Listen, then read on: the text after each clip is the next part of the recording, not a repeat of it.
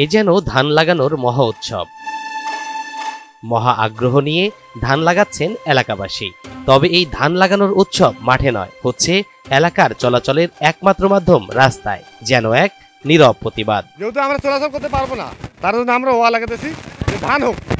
আমাদের অর্থরেখাল member chairman কিছু দেখতে পায় না, টিউন অফিস কেউ দেখতে পায় না, তার জন্য আমরা করছি সোনার বাজারে ধান লাগিয়ে দিই। দীর্ঘদিনের জলাবদ্ধতা ও কাদামাটিতে অতিষ্ঠ পঞ্চগড়ের দেবীগঞ্জ উপজেলার সোনাহার বাজারে আসা মানুষজন ও ব্যবসায়ীরা দীর্ঘদিন ধরে স্থানীয় জনপ্রতিনিধি এবং সংশ্লিষ্ট বিভিন্ন প্রতিষ্ঠানে জানানোর পরও কোনো প্রকার সমাধান পাননি এলাকাবাসী।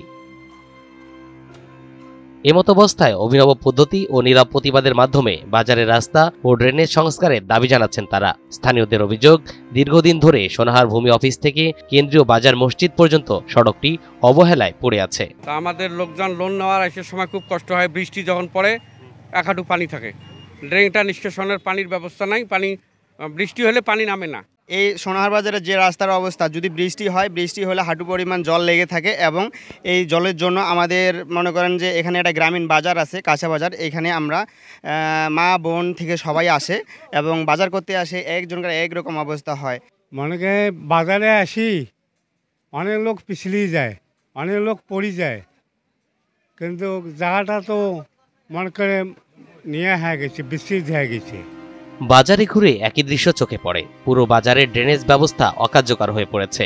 সামান্য বৃষ্টিতে জলাবদ্ধতা সৃষ্টি হয়। তাছাড়া বাজারে নেই কোনো স্যানিটারি শৌচাগার, যে কারণে বিপাকে পড়েন কেনাকাটা করতে আসা সোনাহার ও দেবীগঞ্জ সদর ইউনিয়নের 30 গ্রামের মানুষ। এই যে সামনে একটা জামা মসজিদ, তার রাস্তায় চলাচল কাদর জন্য মানুষ নামাজ পড়তে আসতে পারতেছে না। 30,000 মানুষ, সোনাহারের 30,000 মানুষ এখানে এসে বাজার করে, সশরীরে বাজার করে। এই জায়গাটিতে এসে হাঁটু পরিমাণ পানি পার হয়ে এই জায়গাটিতে আসতে হয়। বাজারে যে রাস্তার অবস্থা, এখানে কোনো মানুষ খরচ করতে আসে পারে না। আমার একটা দোকান আছে, চার দোকান, একটু বৃষ্টি হলে কোনো লোকের বেশি আসে না ভাই, সারাদিন আমাকে উপাসে থাকতে হয়। ছেলে মেয়ে নিয়ে যে ব্যবসা করে খাবো তাও পারি না। 1-2 বছরাতে এই রাস্তাঘাটে কেউ দেখে না, এলাকার চেয়ারম্যান আছে উনিও দেখে না। আমাদের এখানকার দোকানদার বা বাইরের লোক যেগুলো আসে, পেশাব পায়খানার অনেকেরই তো চাপ হয়, অনেক সময় পেশাব করতে যাইতে হয়, কি কয় যে দূরাপর এখান থেকে 1/2 কিলো, কোনো পেশাব পায়খানার কোনো ব্যবস্থা নাই এখানে। প্রতিদিন এই রাস্তা দিয়ে স্কুল ও মাদ্রাসার কয়েক হাজার শিক্ষার্থী যাতায়াত করেন। তাদেরও পড়তে হয় নানা ঝামেলায়, এমনকি স্কুল গেটের সামনেও জমে থাকে পানি। দীর্ঘদিনের এই ভোগান্তি থেকে মুক্তি পেতে দ্রুত রাস্তাটি সংস্কারের দাবি জানান স্থানীয়রা।